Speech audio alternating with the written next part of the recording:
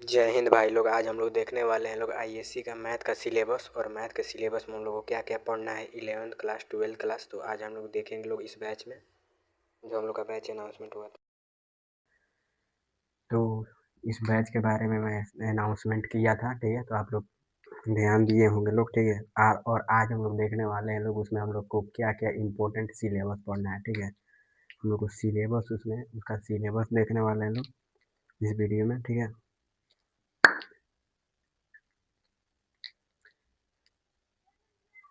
Syllabus देखने वाले हैं लोग और आशा करता हूँ कि आप लोग अच्छे होंगे और अच्छे से अपने स्टडी को कर रहे होंगे, ठीक है। तो आज हम लोग देखेंगे मैथ का, ठीक है। जो हम लोग का कौन कौन बहुत सारे कॉम्पिटेटिव एग्जाम में भी पूछा जाता है, जैसे एनडीए में, एयरफोर्स में, नेवी में, ठीक है। और मिलिट्री में, मतलब इंडियन आर्मी में, इस सब में, आईएमए में, आईएफए में, इस सब में पूछा जाता है। सब एग्जाम में पूछा जाता है। यूपीएससी, एसएससी में, एसएससी जीडी के एग्जाम में यहाँ से सभी जगह से मैथ से जितना भी मैं टॉपिक ये बोर्ड पे लिखवाया हूँ, नोट डाउन करवाया हूँ, वहाँ से सभी जगह से आपका ऑब्जेक्टिव एकदम पूछा जाता है। क्वेश्चन आता ही, ठीक है। और बिहार बोर्ड में तो ये मानो रामबाण है, ठीक है। जितना टॉपिक लिखा हूँ बिहार बोर्ड में एकदम आएगा ही आएगा, ठीक है। क्वेश्चन आता है तो सबसे पहले इसका थ्योरी एनसीईआरटी जो हमारा कौन सा लेवल होने वाला है, तो एनसीईआरटी बुक का लेवल होने वाला है, ठीक है। और एनसीईआरटी बुक से ही हर एक क्वेश्चन लड़ता है, ठीक है। और जो पेपर बनाता है यूपीएससी, कोई भी या कोई भी एग्जाम कंडक्ट कराता है तो उसमें एनसीईआरटी लेवल का क्वेश्चन पूछता है, ठीक है। तो हम लोग एनसीईआरटी लेवल देखेंगे लोग सबसे पहले। उसके बाद हम लोग देखेंगे लोग क्वेश्चन बैंक, पाथ फाइंडर, और उसके बाद एनडीए एनएओआर का बुक से हम लोग क्वेश्चन देखेंगे लोग, ठीक है। तो आप लोग ध्यान दीजिएगा। और ये हम लोग का जो बैच है, हम लोग का बैच 11th और 12th, हम लोग का 12th का स्टार्ट हो चुका है, ठीक है। 1 मार्च से हम लोग का 12th का बैच स्टार्ट हो चुका है, जिसमें हम लोग का फर्स्ट चैप्टर हो रहा है। फर्स्ट चैप्टर हम लोग का है मैट्रिक्स, ठीक है। और मैट्रिक्स हम लोग पढ़ रहे हैं। और मैट्रिक्स का हम लोग प्रॉपर्टी देख लिए हैं, प्रॉपर्टी का मैट्रिक्स का इंट्रोडक्शन देख लिए हैं, टाइप ऑफ मैट्रिक्स देख लिए हैं, ठीक है। और उसके बाद हम लोग का चालू होने वाला है डिटर्मिनेंट, ठीक है। और डिटर्मिनेंट के बाद हम लोग चालू करेंगे डिफरेंशिएशन और फिर इंटीग्रेशन होगा, ठीक है। तो ये सब आप लोग को डिटेल जानकारी में दे दूंगा। और इसका पीडीएफ चाहिए या फिर इसका डीपीपी चाहिए या फिर इसका क्वेश्चन चाहिए या फिर इसका क्वेश्चन बैंक का क्वेश्चन चाहिए, तो आप लोग को सब हमारे व्हाट्सअप चैनल पे पड़ा हुआ है, वहाँ पे आप लोग ज्वाइन करके और उसको उसको आप लोग डाउनलोड कर सकते हैं, ठीक है। तो ध्यान दीजिएगा भाई लोग, ध्यान दीजिएगा बोर्ड पे। तो हम लोग सबसे पहले 11th और 12th, ये हमारा क्या है, 11th है और ये हमारा 12th है, ठीक है। और मैथ का क्वेश्चन को पढ़ाता हूँ और मैथ का ही मैं प्रिपरेशन कराता हूँ, क्योंकि मैथ सबसे ज़्यादा इम्पोर्टेंट है, ठीक है। क्योंकि मैथ एक ऐसा सब्जेक्ट है जो सब किसी को नहीं समझ में आता है, ठीक है। तो इस पे हम लोग ध्यान देंगे। तो सबसे पहले आप लोग देखिए, हम लोग का फर्स्ट है 11th में। हम लोग सबसे पहले क्या देखने वाले हैं लोग, तो हम लोग 11th में सबसे पहले कॉम्प्लेक्स नंबर देखने वाले हैं लोग, ठीक है। कॉम्प्लेक्स नंबर यानी कि सम्मिश्र संख्या देखने वाले हैं लोग। कौन सा संख्या देखने वाले हैं लोग, तो सम्मिश्र संख्या देखने वाले हैं लोग। और सम्मिश्र संख्या के बाद हम लोग देखने वाले हैं लोग परमुटेशन एंड कॉम्बिनेशन। और देखिए मैं डिटेल भी बता दे रहा हूँ सम्मिश्र संख्या में हम लोग को पढ़ना क्या है, ठीक है। तो सम्मिश्र संख्या में हम लोग को वही आयोटा के बारे में, फिर अलजेब्रा के बारे में, यही सब हम लोग को पढ़ना है, ठीक है। बस यही सब हम लोग को पढ़ना है, बेसिक इन्फॉर्मेशन जानना है, ठीक है। और आयोटा का प्रॉपर्टी जो है और उसका जो गुण है ये सब देखना है। और उसके बाद iota real number, real number, natural number, यही सब देखना है, ठीक है। आयोटा में यानी कि कॉम्प्लेक्स नंबर, सम्मिश्र संख्या जो हम लोग का 11th का चैप्टर नंबर 11th नहीं होगा, 12th होगा। चैप्टर नंबर 12 यानी कि चैप्टर नंबर 12 में है। और इसमें 4 से 5 एक्सरसाइज है, जिसे आप लोग हमारा लेक्चर का क्लास देखने के बाद आप लोग आराम से कर सकते हैं, ठीक है। और जो डाउट होगा वो क्वेश्चन में कराऊंगा, ठीक है, लेक्चर खत्म होने के बाद, ठीक है। और उसके बाद हम लोग का दूसरा नंबर जो सेकंड चैप्टर है, तो सेकंड चैप्टर हम लोग का है परमुटेशन एंड कॉम्बिनेशन। कौन सा चैप्टर है, तो permutation and combination. Second chapter का नाम है परमुटेशन एंड कॉम्बिनेशन, जिसमें हम लोग को क्रमचय और समचय के बारे में पढ़ना है, जो किससे जुड़ा हुआ है, तो जो प्रोबेबिलिटी नहीं, रिलेशन और फंक्शन से जुड़ा हुआ है। रिलेशन फंक्शन हम नहीं लिखे हैं, 8 नंबर में आप लोग लिख सकते हैं relation and function. RELACTION, relation and function, FUNCTION, function.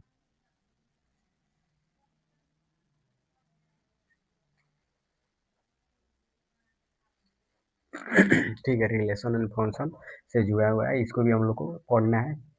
और रिलेशन फंक्शन से मतलब कुछ कुछ क्वेश्चन पूछता है, ठीक है। और जितना हम लोग 12th में ये सब रामबाण चैप्टर है, इसमें सबसे VBI चैप्टर ये है। VBI आप लोग इसको लगा लीजिएगा, ठीक है। VBI चैप्टर है, ये भी VBI चैप्टर है, ये भी VBI चैप्टर है, ठीक है। ये भी VBI इम्पोर्टेंट यानी कि VBI चैप्टर है। इंटीग्रेशन और डिफरेंशिएशन का आप लोग तो नाम सुने ही होंगे, सबसे VBI चैप्टर है ये, ठीक है। उसके बाद प्रोबेबिलिटी है, तो ये सब हम लोग पहले 12th में नहीं, सबसे पहले 11th में ध्यान देंगे लोग। 11th में हम लोग को कॉम्प्लेक्स नंबर पढ़ना है, ठीक है। कॉम्प्लेक्स नंबर सबसे पहला जो हम लोग का चैप्टर है वो है कॉम्प्लेक्स नंबर। कॉम्प्लेक्स नंबर पढ़ना है, और कॉम्प्लेक्स नंबर के बाद हम लोग को देखना है परमुटेशन एंड कॉम्बिनेशन। कौन सा चैप्टर? तो सेकंड चैप्टर है हमारा परमुटेशन एंड कॉम्बिनेशन है, परमुटेशन एंड कॉम्बिनेशन। उसके बाद और फर्स्ट चैप्टर हम लोग का कॉम्प्लेक्स नंबर यानी कि जिसमें आयोटा के बारे में पढ़ना है। और सेकंड चैप्टर में हम लोग को परमुटेशन एंड कॉम्बिनेशन पढ़ना है, जिसमें क्रमचय संचय और इसमें फैक्टोरियल के बारे में पढ़ना है, ठीक है। फैक्टोरियल हम लोग का क्या है और कैसे है, फैक्टोरियल का मान कितना होता है, फैक्टोरियल का प्रॉपर्टी पढ़ना है, फैक्टोरियल का संक्रियाएं पढ़ना है, ठीक है। यही सब हम लोग को पढ़ना है। फैक्टोरियल का टाइप ऑफ फैक्टोरियल पढ़ना है, यही सब पढ़ना है, ठीक है। और उसके बाद हम लोग का जो थर्ड चैप्टर है, और ये दोनों चैप्टर एक दूसरे से जुड़ा हुआ है, ठीक है। और एक दूसरे से जुड़ा हुआ है, ठीक है। उसके बाद हम लोग को क्या पढ़ना है, तो प्रोबेबिलिटी पढ़ना है, जिसको हिंदी में हम लोग क्या कहते हैं, तो प्रायिकता कहते हैं। ये प्रायिकता सबसे अंतिम चैप्टर है। 11th का जो हम लोग का चैप्टर है, 11th का जो हम लोग का बुक है, उस बुक में NCERT बुक में सबसे लास्ट वाला चैप्टर है, ठीक है। प्रोबेबिलिटी जिसे हम लोग प्रायिकता कहते हैं। और प्रायिकता में हम लोग को सिक्का के बारे में, डाइस के बारे में, कोइन के बारे में, डाइस के बारे में और ताश के बारे में यानी कि कार्ड के बारे में पढ़ना होता है, ठीक है। कार्ड के बारे में पढ़ना होता है। और उसके बाद हम लोग रिलेशन एंड फंक्शन देखेंगे। रिलेशन एंड फंक्शन यानी कि संबंध और फलन, जिसका हिंदी क्या होता है, संबंध और फलन होता है। रिलेशन फंक्शन यानी कि संबंध और फलन, संबंध और फलन पढ़ना है। और संबंध फलन के बाद हम लोग को क्या पढ़ना है, तो संबंध और फलन देखिए, देखो भाई लोग ध्यान देना। अगर संबंध और फलन यानी कि रिलेशन और फंक्शन हम लोग का नहीं आता है, तो हमारा जो परमुटेशन और कॉम्बिनेशन है, ये परमुटेशन एंड कॉम्बिनेशन है, परमुटेशन कॉम्बिनेशन आप लोग को नहीं आएगा, ठीक है। और इसका जो प्रॉपर्टी है, ये प्रॉपर्टी आप लोग को समझ में नहीं आएगा, इसलिए हम लोग को सबसे पहले रिलेशन एंड फंक्शन को ध्यान से इसका पूरा कंप्लीट पढ़ना है। इसीलिए हम लोग यूनिट से नहीं पढ़ेंगे, बुक के यूनिट यानी कि चैप्टर वाइज नहीं पढ़ेंगे, हम लोग इसको यूनिट में कन्वर्ट करके तब पढ़ेंगे लोग, ठीक है। रिलेशन एंड फंक्शन देखेंगे, उसके बाद हम लोग परमुटेशन एंड कॉम्बिनेशन देखेंगे। और सबसे फर्स्ट नंबर पर हम लोग कॉम्प्लेक्स नंबर देखने वाले हैं लोग, ठीक है। पर फर्स्ट नंबर पे फर्स्ट चैप्टर में हम लोग कॉम्प्लेक्स नंबर, सेकंड चैप्टर में परमुटेशन कॉम्बिनेशन, थर्ड चैप्टर में हम लोग प्रोबेबिलिटी देखेंगे। प्रोबेबिलिटी के बाद हम लोग देखने वाले हैं लोग रिलेशन फंक्शन, ठीक है। नहीं, रिलेशन फंक्शन उसके बाद प्रोबेबिलिटी देखेंगे, ठीक है। और उसके बाद हम लोग को 5 नंबर में डिफरेंशिएशन यानी कि अवकलन, डेरिवेटिव है, ठीक है। डेरिवेटिव हम लोग को पढ़ना है, डेरिवेटिव डेरिवेटिव पढ़ना है यानी कि अवकलज, ठीक है। और डेरिवेटिव का प्रॉपर्टी भी पढ़ना है, इसमें टाइप ऑफ डेरिवेटिव पढ़ना है, डेरिवेटिव किसे कहते हैं, यानी कि डेरिवेटिव का इंट्रोडक्शन देखना है। ये सब लेक्चर का क्लास देखना है हम लोग को, ठीक है। जो 4 से 5 दिन का क्लास है डेरिवेटिव। और रिलेशन फंक्शन हम लोग का कम से कम 6 से 7 क्लास है, और प्रोबेबिलिटी भी 6 से 7 क्लास है, और परमुटेशन कॉम्बिनेशन हम लोग का 3 से 4 क्लास में हो जाएगा। और कॉम्प्लेक्स नंबर हम लोग का 2 से 3 क्लास में हो जाएगा, ठीक है। और उसके बाद हम लोग देखेंगे डेरिवेटिव एंड लिमिट यानी कि अवकलन सीमा, यानी कि निश्चित और सीमा, निश्चित और सीमा यानी कि सीमा वाला निश्चित, वो वाला सीमा नहीं, ठीक है। सीमा हैदर वाला सीमा नहीं, सीमा यानी कि किसी भी अलजेब्रा का सीमित यानी कि लिमिट, जो कितना कितना एक्सटेंड टू यानी कि कितना लिमिट उसको बढ़ाया जा सकता है, कितना मतलब कितना कॉम्प्लेक्स उसको किया जा सकता है, ठीक है। वो डेरिवेटिव्स और लिमिट देखना है यानी कि अवकलज और सीमा देखना है। उसके बाद हम लोग को फिर रिलेशन और फंक्शन देखना है जो 12th का है, ठीक है। और 12th का हम लोग को समझ में आएगा, 11th का हम लोग पढ़ लेंगे, उसके बाद फिर 12th का पढ़ेंगे। इसलिए पढ़ेंगे क्योंकि अगर हम लोग 12th का नहीं पढ़ते हैं तो हम लोग को समझ में नहीं आएगा। 11th और 12 दोनों का जो रिलेशन और फंक्शन है दोनों एक दूसरे से जुड़ा हुआ है, एक दूसरे से अटैच है, ठीक है। इसीलिए हम लोग दोनों चैप्टर को पढ़ना बहुत ज़रूरी है, ठीक है। और उसके बाद अब हम लोग का 11th कंप्लीट हो गया, 11th हम लोग का कंप्लीट। अब हम लोग 12th में आएंगे, ठीक है। 12th में हम लोग का मैट्रिक्स चालू हो गया है, ठीक है। और मैट्रिक्स का हम लोग का लेक्चर नंबर 4 चल रहा है, ठीक है। और आज 5 होगा, लेक्चर 5 चलेगा, ठीक है। जिसमें हम लोग टाइप ऑफ मैट्रिक्स पढ़ लिए हैं। फर्स्ट नंबर पे टाइप ऑफ मैट्रिक्स पढ़े हैं, सेकंड नंबर पे हम लोग पढ़े हैं मैट्रिक्स का इंट्रोडक्शन, थर्ड नंबर पे पढ़े हैं मैट्रिक्स का प्रॉपर्टी, और फोर्थ नंबर में पढ़े हैं लोग वैल्यू ऑफ मैट्रिक्स, ठीक है। और हम लोग का आज 5वां क्लास होगा, आज नहीं तो कल होगा 5वां क्लास, मैट्रिक्स का इनवर्स ऑफ मैट्रिक्स और उसके बाद एडजॉइंट ऑफ मैट्रिक्स, ठीक है। ये सब देखेंगे लोग। और उसके बाद यानी कि 1 मार्च से ये चालू हो गया है, 1 मार्च हम लोग का 1, 3 और 2026 हम लोग का चालू हो चुका है 12 का सिलेबस, ठीक है। 12 का सिलेबस चालू हो गया है, जिसमें हम लोग मैट्रिक्स फर्स्ट हम लोग का यूनिट है मैट्रिक्स, ठीक है। उसके बाद हम लोग का डिटर्मिनेंट यानी कि सारणी के बारे में हम लोग देखेंगे। और उसके बाद हम लोग का डिफरेंशिएशन यानी कि अवकलन, डिफरेंशिएशन पढ़ना है, जो सबसे VBI यूनिट है। कौन सा यूनिट है? तो VBI यूनिट है।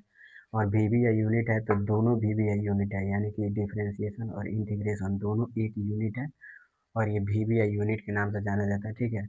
और आपको अगर डिफरेंशिएशन नहीं आता है तो इंटीग्रेशन भी नहीं आएगा, इसीलिए डिफरेंशिएशन और इंटीग्रेशन यानी कि VBI यूनिट को अच्छे से पढ़ना है, ठीक है। और हम लोग का मैट्रिक्स चालू भी हो गया, डिटर्मिनेंट इसके बाद चालू होगा, डिटर्मिनेंट के बाद हम लोग का डिफरेंशिएशन चालू होने वाला है, और डिफरेंशिएशन के बाद हम लोग इंटीग्रेशन चालू करेंगे। और इंटीग्रेशन के बाद हम लोग का प्रोबेबिलिटी है, यानी कि प्रायिकता। उसमें डाइस के बारे में पढ़ना है, कॉइन के बारे में पढ़ना है, कार्ड के बारे में पढ़ना है, ठीक है। और डिफरेंशिएशन में हम लोग का समाकलन करना है, limit integration, integration, algebra integration, और कॉम्प्लेक्स इंटीग्रेशन, यही सब पढ़ना है। और डिफरेंशिएशन में हम लोग को वही डेरिवेटिव निकालना है, यानी dy/dx का मान निकालना है, वही सब पढ़ना है, ठीक है। ये बहुत VBI यूनिट है। कौन सा यूनिट है? तो बहुत VBI यूनिट है, VBI यूनिट है ये सब, ठीक है। और उसके बाद हम लोग का प्रोबेबिलिटी है, तो प्रोबेबिलिटी हम लोग को 11th में पढ़ेंगे, और वही हम लोग 12 उसी से जुड़ा हुआ 12 पढ़ेंगे प्रोबेबिलिटी, ठीक है। और उसके बाद जो हम लोग का VBI यूनिट है वो है मतलब इम्पोर्टेंट यूनिट है, इनवर्स ट्रिगोनोमेट्रिक फंक्शन, यानी कि त्रिकोणमितीय फलन इसको हम लोगों में देखना है, जिसमें हम लोग त्रिकोणमिति का एकदम 11th में हम लोग को ट्रिगो भी पढ़ना है। देख लो भाई लोग, ट्रिगो का मतलब बेसिक नॉलेज होना चाहिए, ठीक है। ट्रिगो और 10th लेवल का भी आपका ट्रिगो जहाँ आना चाहिए, तब आपको 11th और 12th का समझ में आएगा, ठीक है। तो इनवर्स ट्रिगोनोमेट्रिक फंक्शन पढ़ना है, यानी कि प्रतिलोम त्रिकोणमितीय फलन पढ़ना है। और उसके बाद हम लोग एक और चैप्टर है जिसका नाम है 3D, ठीक है। 3D या ज्योमेट्री, वही ज्योमेट्री के बारे में पढ़ना है, ठीक है। ज्योमेट्री के बारे में पढ़ना है। और उसके बाद हम लोग का एक और चैप्टर ले लेते हैं जिसका नाम है LPP भी पढ़ना है। बिहार बोर्ड अगर आप हैं और CBSE और बिहार बोर्ड अगर आप हैं तो LPP पढ़ सकते हैं, वरना LPP का आप लोग छोड़ सकते हैं, क्योंकि कंपटीशन में आपका LPP नहीं पूछता है, ठीक है। LPP से ज़्यादा क्वेश्चन नहीं पूछता, लेकिन कहो तो एक क्वेश्चन पूछ देगा, क्योंकि इसमें टाइम लगता है, और ये रहता है 1 से 2 मार्क्स का, ठीक है। और इसमें लगता है टाइम, क्योंकि 5 मिनट में ग्राफ बनाना रहता है, इसका क्रिटिकल पॉइंट निकालना रहता है, इसका क्रिटिकल एंगल निकालना रहता है, और इसका ग्राफ भी बनाना होता है, ठीक है। तो इसलिए इसमें टाइम लगता है। तो ये LPP यानी कि रैखिक प्रोग्रामन, इसको भी पढ़ना है, ठीक है। रैखिक